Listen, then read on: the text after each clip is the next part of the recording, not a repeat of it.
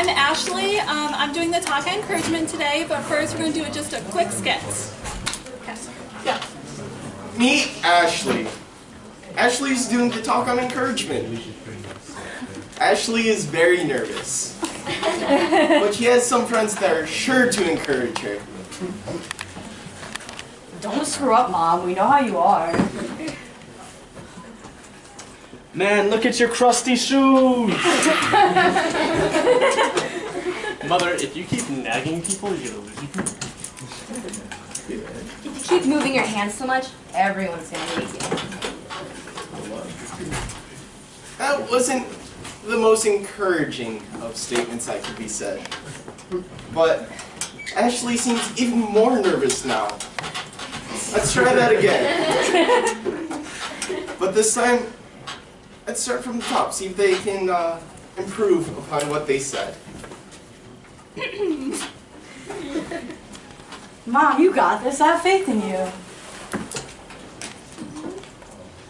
Hey, I love your shoes. I know you have my best interest at heart. Just stay calm, breathe, and imagine that the whole crowd is naked.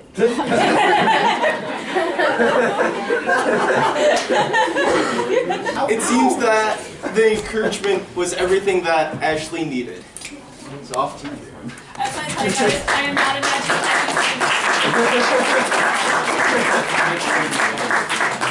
encouragement. Thank you, dear. Okay, I'm going to go over a little really bright. Alright, hi. I've been introduced like 3 or 4 times now, so you all know who I am. Alright, so encouragement, words. Words can build somebody up, and at the same time, they can definitely tear somebody down. As an example, that skit was an example of how I was nervous for a talk and I needed some encouragement. The first time, if that had happened, I probably wouldn't give a very good talk. Definitely, I probably have been very nervous. But the second time, that boosts somebody up. It gives them the confidence to be able to do something. And so, have you seen somebody, even yourselves, that have been torn down in your life? You know? And how that person tends to hold themselves. A lot of times they lack a lot of confidence. What is, stop smiling. Sorry, I'm sorry everyone, I have a mother complex, I see these kids. Okay, so, you know, it tears somebody down, it makes them feel worthless and unloved. They have a hard time trusting people. That's what happens a lot when people are continuously torn down. And then you also look with verbal abuse. A lot of being torn down has to do with verbal abuse. Verbal abuse is a little more though. It's where it's a continuous tear down. One example of that is my dad. My dad is very big with that. He is not the nicest person. You know, me and my brother, growing up, we realized that the things he was saying wasn't true and that we shouldn't believe them. And that was great. But because we realized that at a young age, you know, that's great. But my mom was a very sweet person. She's a very sweet person. And she's very kind and passive. And my dad would just tell her things like she's fat. Tell her that she's stupid and things like that. It tore her down. It made her feel that way. She felt that way all the time. She felt like that's who she was. And that's the big effect that words can have in such a negative way. And then you look at somebody who has been more built up. Now this doesn't qualify for every single person, but people that are more built up, they tend to have a little more confidence. They tend to feel more like they have worth in them. They trust people more, and that happens a lot with people that are built up more. So God calls us to be individuals who bring love in life. Am I right? So I want to start with, want to go to the next slide? Can somebody read what's in yellow for Ephesians 4:29? Let no corrupting talk come out of your mouths. Okay, that's pretty self-explanatory, right? Don't let those mean things come out. Don't hurt somebody with those words. So a big question here is, why do words affect us so much? Want to go to the next slide? Thank you. So why do words affect us so much? But before we can do that, I think we need to kind of focus on how words are powerful. So if we go back to Genesis 1, you don't have to change anything, sweetie. Go back to Genesis 1. We're continuously reading. God said, God said, God said. God said everything into existence. He spoke words, and things were created out of that. That is very powerful. And even though we can't create things out of our words are still very powerful. Our words are very powerful to each other. And so, next slide, please. So while you're talking to somebody, and we're going to get more into these questions more in depth later on, but while you're talking to somebody and you're saying certain things to them, think of these things. Is what I'm about to say going to show love to somebody? Love is an important part of talking to somebody. Is it going to help them become more like Jesus? Think about that. Just like we need to become like Jesus, we need to help our friends, the people we care about, become more like Jesus as well. Accountability. And so, can you go back to the next? No, back. No, back. Thank you. Why do words? So back to, why do words affect us so much? I think a lot of it has to do with we're built for relationships. We're built for a relationship with God, and we're built for a relationship with others. As a result, we really do value what other people think of us and what they say to us. We take those things to our hearts. But with God, everything He says, everything He does in our lives is completely out of love. There's no hate in that. He is doing it for us and for our benefits. Even those times that He is punishing us or guiding us in a direction that we are not very fond of going, He is still doing it for us out of love. And that level of love that God has for us is not only just a whole nother topic, but we can't ever fully comprehend that. We can never love the same as God loves us. And another hard thing is that there's another force at work here. Satan. Satan will do anything he can to lie to us. Make us think that God doesn't love us. We're not worth loving. That we're just failures. And he is these are just corrupt lies. That's all they are. But each of us, at some point in our lives, have heard this from him. Next one, please. And then next one. Can somebody read this for us real quick? I heard a loud voice in heaven saying, "Now the salvation and the power and the kingdom of our God and the authority of His Christ have come. For the accuser of our brothers has been thrown down, who accuses them day and night before our God." So the accuser. Satan is the accuser. Even though he knows this battle that he's fighting, he is going to lose at the end, it doesn't matter. He is going to do whatever he can to tear us down, to bring us down, to make us think those things. And one way he does that is, one, by our own thoughts. How many times do you think that you're not good enough for something? You think that in your own head. You know, it happens a lot. And the other way, and I think the way that tends to affect us even more, especially on the outside, is through each other. You know, he will use your friend to say something mean to you, to tear you down, because we're so based on relationships, because we care so much what everyone else, what people think and what people say, especially the people that we are closest to. And so while he's doing that, though, God wants us to dispel that. God does not want us to think of those things and concentrate on those things. He wants to use us to show love, to bring life into each other, to bring up that confidence for each other. That's what God wants from us. Next slide, please. So can somebody read the rest of Ephesians, please? But only such as is good for building up, as fits the occasion, that it may give grace to those who hear. So it fits the occasion. So for instance, I'm doing a talk. The second part of the skit was people helping me, giving me pointers and just encouraging me to do that talk. The occasion, sometimes people are going through such a hard time in their life and they need that encouragement. Just a little bit of a testimony for you guys. The last couple of months have been really difficult in my life. I've been majorly discouraged by some situations and some people in my life. People that I thought were there to help me, that I thought were friends and things like that.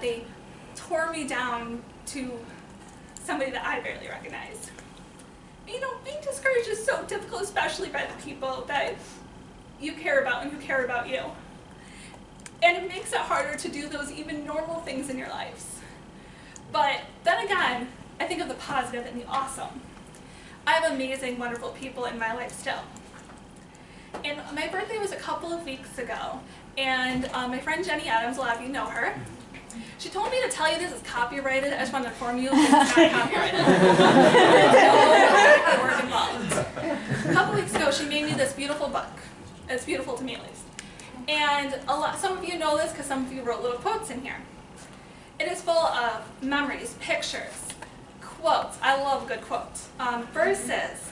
But also she had some of my friends and people closest to me just write really, really sweet words, really encouraging words. And through all of it, this has been one thing that has encouraged me to continue going. And so I'm going to read you a couple of them because I'm just happy like that. If I get a little teary-eyed, I'm sorry. And the one I'm about to read, if you have questions about the fish Todd, you can ask me later. The best thing about Ashley is that she is an encourager. She speaks so much life into those who she is near. Anytime I see or talk to her, she says, "Hello, beautiful," or "gorgeous." And it simply just brightens your mood. I'm sorry, I'm so emotional, I'm such a girl. It's okay, I've been caught in that a few times. I enjoyed having her as a roommate, and despite the number of pauses I had to do for my Netflix binges, I did enjoy her randomly coming out of her bedroom to tell me some random story. I think my favorite memory is our conversation with my fish, Ted, dying. And I would be sad, and then within 2 weeks of living together, Ted died. It's a horrible memory, but I swear I did not kill a fish. And then there's just one more I'm going to read. Ashley, my sweet friend, we have gotten to know each other better over the few years I've known you. You are always an encouragement to me, and we always have fun together. Thanks for being a great movie watcher buddy and being someone I can depend on. My prayers for you are you celebrate another year. Blessings upon you and your work with CA.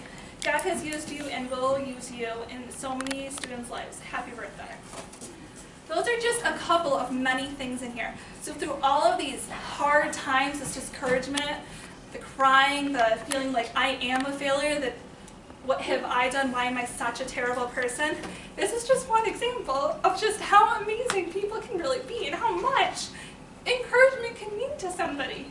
So that's just one small example. And again, this is not copyrighted, so you're welcome to use it. Actually, it is copyrighted. What if I want to copyright? I'm not a professional, Maddie, I can't help you with that. But sometimes, sorry, I was looking at the screen over there and I thought it was this one. All right, sometimes those words of love aren't always the most encouraging right there and then. They're words of confrontation. Calling somebody out in an area that they need to work on to be more like Jesus, or they're not following Jesus.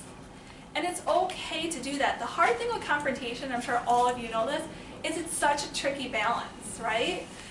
You don't want to be harsh, but you don't want to sugarcoat it to the point that the person doesn't even fully understand it. It's kind of like the saying that words of a friend are better than kisses of an enemy. Honesty, being truthful with those friends, is so important. And the other thing with confrontation is it needs to be for the right reason. It needs to be out of love.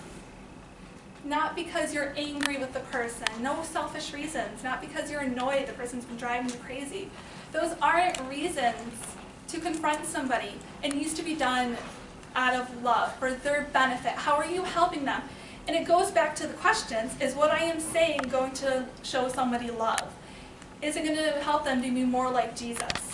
When you're confronting somebody, those are two very important questions to be asking yourself while you're doing it. And the other thing is that think about also your friends, okay? You have to kind of have the right to be able to confront somebody. If it was somebody I barely knew, like Victoria, I'm sorry to pick on you. Victoria, I just met her a couple weeks ago. It wouldn't be very nice of me to just confront her on something that I know nothing about in her life. You have to make sure you have a good relationship with that person. Make sure that you have the right to do that with them, because you are friends. And make sure, again, you are doing that out of love. And if you're struggling with words of love, if you have a hard time and you tend to point out everyone's mistakes a lot, there's a couple of things you should try to do. One, ask God for help in this area. Have people help you, keep you accountable. I'm a very sarcastic person, if you know me, and sarcasm is great and it's fun, but some people aren't fans of sarcasm. And if that friend isn't and they tell you, and like me, I tend to just be sarcastic, I tell those friends, call me out, tell me right there and then, so I know when I'm doing it and I can better myself for them. Also going to, next slide please. Also going to Psalms, set a guard, O Lord, over my mouth, keep watch over a door of my lips. Watch what you're saying, be careful if you feel like you're going to say something cruel and mean. Cover them, guard them. Next slide. And also, this verse has really struck me with this time of heart feeling really bad and just being discouraged. I want to say something angry. I want to say something mean about somebody. For out of the overflow of the heart, the mouth speaks.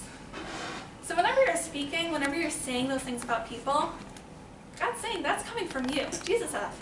Saying it's coming right from your heart. So when you're saying these, if you're gossiping or saying mean things about people, even to their face or whatever, backtrack that because it's coming from. It may be coming out here, but it's coming from here.